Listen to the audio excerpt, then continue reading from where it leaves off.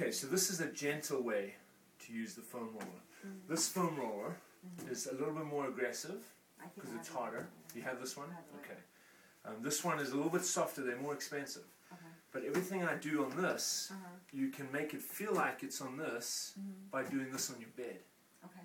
Because there's the law in physics that says for every force is an equal and opposite force. So when there's a give underneath the roller, if you're doing this on your bed, there's more give there. Okay, so there's going to be less pressure into your body. And there's also a couple other ways that you can modify this to make less force and pressure.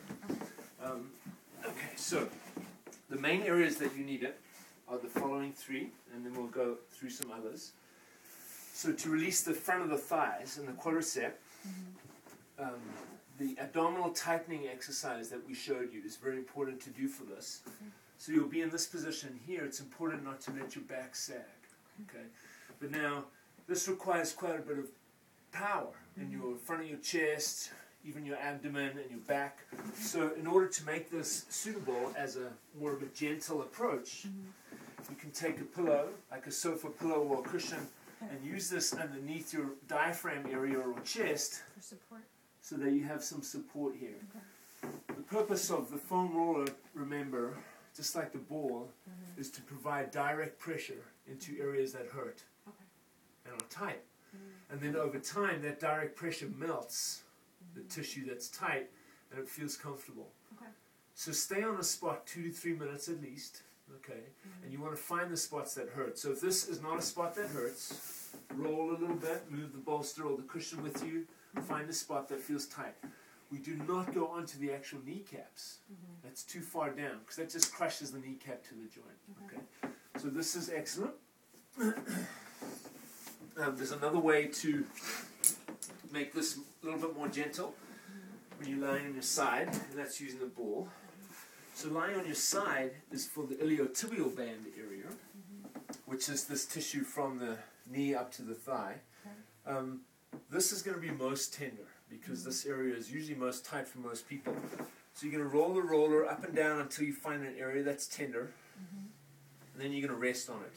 Now, most aggressive would be this position here. So we're going to take pressure off by bending your knee, using your hand to kind of lift your body, but now you're going to be working quite hard here, and it's hard on your neck. So you take a bolster cushion, you relax onto it, you support your head in the midline, and you try to rest on your IT band or your thigh there.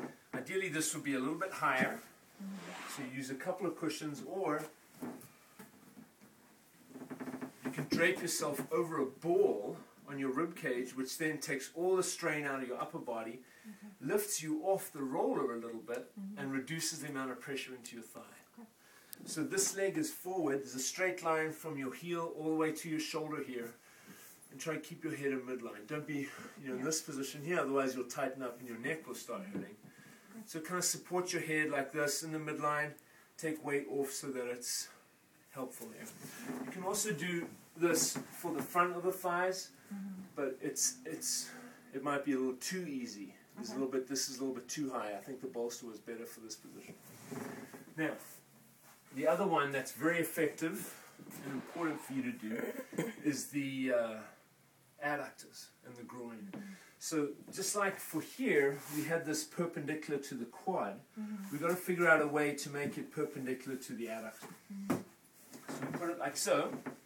Let me get my bolster.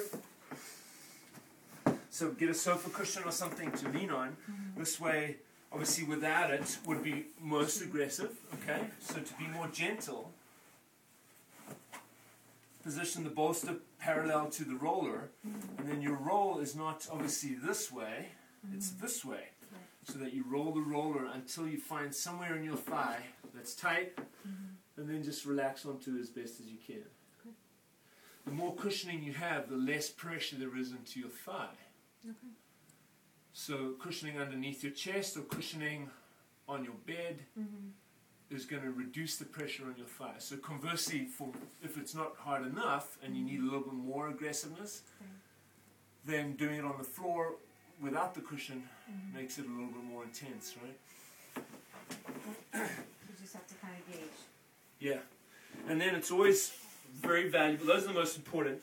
But with the foam roller, it's always very valuable to have foam roller candy, which is this. So you keep your knees apart so that your balance is good. If they're too close together, you've got to activate your muscles. And make sure your head and sacrum are supported fully on the roller. Okay. Soften in this direction here. Okay. With your arms out to the side, just breathe into your chest, let everything melt. And spend a few minutes relaxing in that position to finish up. Okay.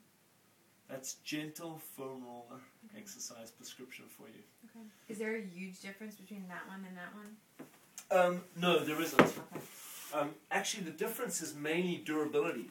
This one will not crush. I mean, you don't have a lot of body weight, so for me, if I was using that white one every day, in a month or so, it would crush. Okay. It would start to misshape, and this one does not, and it's also much softer, and it's green and blue and pink, so... You can have your own color. Because they gave me one.